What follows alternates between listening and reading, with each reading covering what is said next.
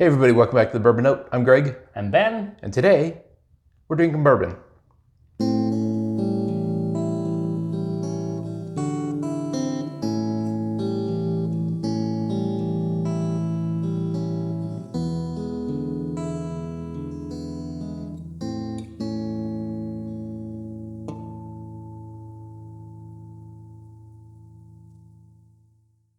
All right, Ben, it happened again.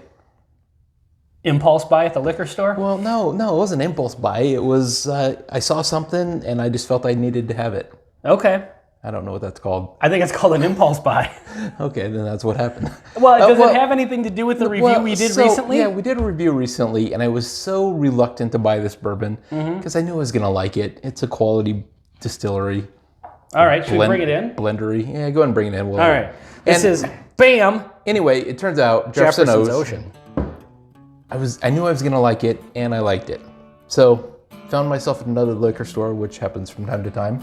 Saw this on the shelf, and it was on sale for $69.99. And we talked about how the prices keep going up, and this is... So that's $10 less than it usually is. Yeah, which is still, I mean, $70 is expensive for a bottle of bourbon, and it better be good. What we said on the last one, it's expensive for this bourbon. This is good, but the price point was kind of the issue. But this one is a wheated mash bill. This is a wheated mash bill. And just in very short summary, they put their barrels on a container ship, well, a big research vessel out on the ocean. And the movement of the ship, in theory, agitates the bourbon inside the barrels. Causes it to interact with the oak more. And we think it ages it probably faster than just sitting in a stationary... Well, that's the idea. And they don't say how long it's aged, but the Voyage 23 that we have sitting over there... 90 proof. Sure drank like it was pretty decently aged. Like it didn't come across young. But I'm guessing it is a tad young. And they actually are getting something from the agitation of the ocean. Sure. And so, interested in trying another one, and love wheaters. So yeah, and we've liked Jefferson's products. Bob's your uncle, I bought another one. You what? Bob's your uncle, I mean, therefore, or I don't know what it means. Is that really a thing? It is a thing. Oh, is that from, what state that you've lived in is that from? I think it's a Canadian thing, which I've never lived in, the Canadian. You've never lived in the Canadian? Definitely has a nice wheated nose to it. Oh, wow. You know, you get that nice kind of bready note. It's bready and floral. Yeah, it is a little bit floral. I don't know if I would have picked that up, but yeah, it really is actually. Like a field of daisies. I don't know, interesting. Right. Kind of that Jefferson's profile.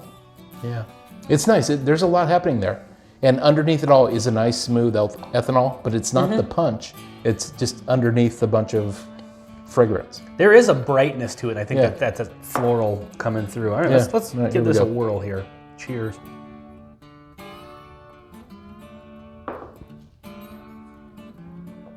Very metallic. And I think that sounds like that's a negative, but I don't know. It's like the first note I get is metallic. It's like a vanilla. Really? Yeah. I'm not getting that so much, but I'm really getting a nice, it really has that nice bready wheated note to it. It does. This is a wheater that makes other wheaters feel inferior, I'm afraid. I think we need to compare this to, I don't know why, but I'm kind of, well, I don't even know if you have a bottle of it. Of Makers? Well, I was thinking Larceny, to be honest. No, I killed the Larceny. I've got Weller Special Reserve. That's 90 proof. Yeah. I always find that a unique, like, I know it's a wheater, but... Well, how about Makers? I don't have a regular Makers. They're all cask strength or special. We can do... Well, the cask strength is going to, I mean, it's 110 proof. It is, but versus 90. I'm just more curious. Well, it's not a direct comparison, more like the flavor. Or how about we compare... I mean, we can give it a shot. Or do you want to compare the... How about to the Jefferson's 23, the Yeah, let's just compare it to the other non-wheated mash bill of theirs. And so let's just go completely opposite of what we were just going to do a minute ago. Yeah.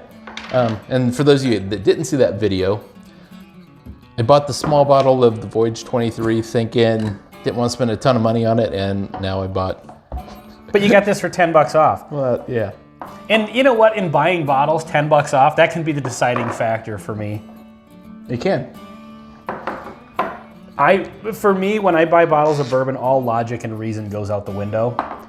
In the sense that if I buy a bottle and then I go to a place later on and see the same bottle for $2 less, I legitimately get upset. Really? It's like, why do I care? I don't know, for some reason. And I don't do that with other things, just bourbon. Like, I'll look at a bottle, it's like, oh, I can get that for $5 cheaper in Duluth. Well, yeah, Duluth is 3 hours away. It's hilarious. I think it's just my way of judging liquor stores' prices. Like, your price $2 higher than the guy over there. That could be, yeah. This, actually, in comparison, the nose on the traditional, my weeder is on the right. Here, let's switch these around. Is yours on the right? Well, you do whatever you like and I will accommodate. Okay. Now I have my glasses set up like this. The nose on the rye mash bill one. Mm-hmm. I'm not getting as well. I'm starting to get more. It's starting to wake up. I'm getting a lot of caramel. Caramel forward. A little bit of vanilla. Watch, this will be exact opposite tasting notes that I got in the review we just did a while ago. People are gonna be like, this guy knows nothing. Nothing. Well, days are different. And you're absolutely right. All right, I'm gonna taste the right, here we go. The Voyage. What is this? 23.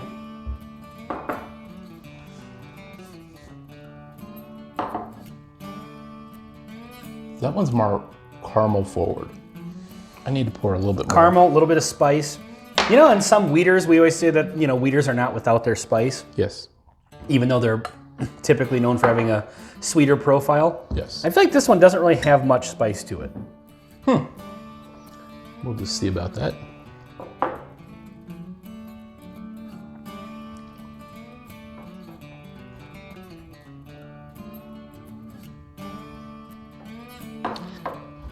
I feel like this one has a more of a caramel forward and a nice burn. Mm-hmm. The weeder is just much smoother. Like it's another example where it has a number of flavors, but they don't push too far in any one direction. And it's very wheat forward, I feel. Like, it's got that nice bready note to it, and I like that. I think it's very, very wheat forward.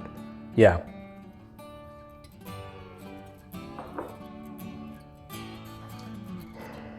So, which one do you like better? Well, so, okay, before I answer that question, we tried a wheat whiskey recently, and we got a particular flavor note that is outside the normal traditional wheat profile or bourbon profile. Mm-hmm. And I think I'm getting that. Is it though? Because I think I've actually heard that, but it's not a flavor you and I usually come up with. I know what you're talking about. You're talking about the bubble gum? Mm-hmm. The pink bubble gum. Like Big League Chew, pink Big League Chew. I do hear people saying they get a bubblegum note. I kind of started noticing that a little more after that was brought up, you know? But that's kind of how tasting notes work. Once you kind of notice something, you'll pick it out in other things. Yeah. And that does show up in weeders. I'm not getting that as much on this, though. I'm just the ever so slight hint, but I'm definitely getting toasted almonds. Oh, I knew it was coming. That's why I poured more. There wasn't a whole lot left in there, so I don't know if this is a 50-50 blend. But now we have, what was this, 23? 23 and 25. Okay. So we've got Jefferson's Ocean Voyage 48 here. Because that's how math works. Absolutely. So I would say this is caramel forward. This is, I'm really thinking toasted almond and bread. Sure. I can go with that. Yeah. I would agree. And I'm even going to get some water. Benny Special. Mm-hmm. For those of you new to the channel, Ben discovered that you can actually mix more than one bourbon together and call it a blend. I'm doing this every time we compare two bourbons now. Yeah. And it's worked out every time. It's been good. Sometimes great. Mm-hmm.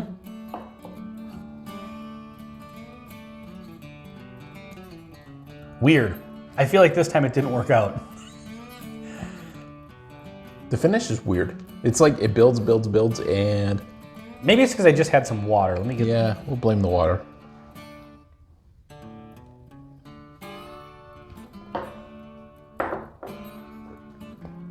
Caramel, bread. A little better than next time. I feel like it almost took both of them and made them both weaker. Like the combination of the two of them made a weaker flavor. So I think the caramel note is still there. The bread note, toasted almond note is still there.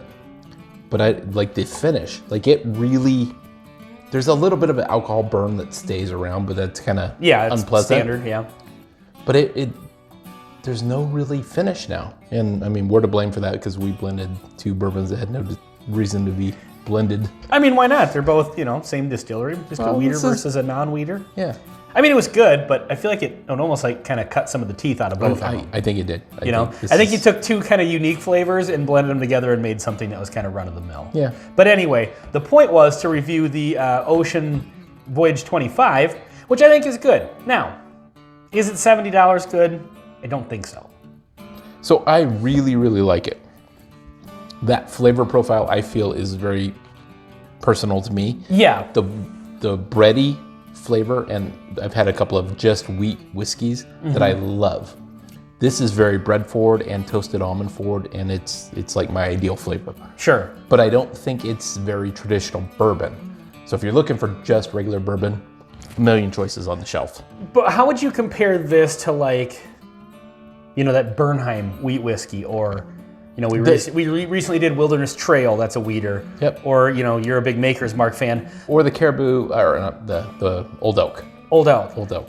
Does this, at its price point, does it drink above those other bourbons to begin with, or does it drink above them to warrant the price point above them? And that's where I think it doesn't. That's a hard question, but I think it's probably a no. The Bernheim is really good. I have to get a bottle of that. The what's the other one? Woodford wheat whiskey. Yep, we did those two. That one was kind of unique. The Bernheim we really, really liked, and then ultimately we did a review of the Old Elk wheat whiskey. What we think is actually 100% wheat. There's no malted barley, nothing, and that's amazing. And all of those. That one's far probably less 55. Expensive than this, yeah. And because this is normally 80 now, you got a deal on it. So that's where I run into the issue with these. Is like you are paying for the gimmick, and I think we talked about that in the review of this one here. So my theory is this is really young, like really young. But because of the agitation, it's actually drinking it like a decent 4-year, 5-year bourbon, and so I think the Ocean gimmick actually makes sense. Yeah. I think they priced themselves out of the market a bit, or they've certainly priced themselves into a lot of competition. Yeah, I don't know how much it costs them to throw that stuff on the ship. Right. And so that's where the problem is with this. Like, I like this bourbon. Yep. But it's just, I mean, you are paying for a gimmick. But it is a good bourbon. And to be honest, I almost feel like they're shooting themselves in the foot a little bit with the price point because, and I don't know what their, math is on what it costs them, like I said, to do this.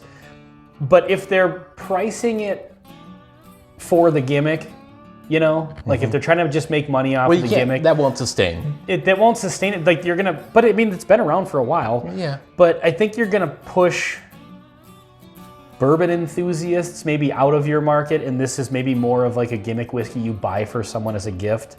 Because then you can give this to someone and say, "Hey, this is unique. It was on the ship." That's what it feels like, to be honest. That's the market they're going for, is the gift whiskey, and it. Let me put it this way: if I'm gonna I want to go out and buy just a good bottle of bourbon, a nice wheater that I want to sit and sip on. I'm gonna buy 10 other bottles before this one because of the price. Yeah. Not because of the flavor, but just it's just so expensive for what it is, So hopefully that's not what they're doing, because that would just seem to be like I said, shooting yourself in the foot, because you're going to push bourbon enthusiasts out, of your market. Yeah. So I don't know. I don't know what their math is. That'd be interesting to find out though. So anyway, well, this has been Jefferson's Ocean Voyage 25 on the Bourbon Note. I'm Ben. I'm Greg. Cheers.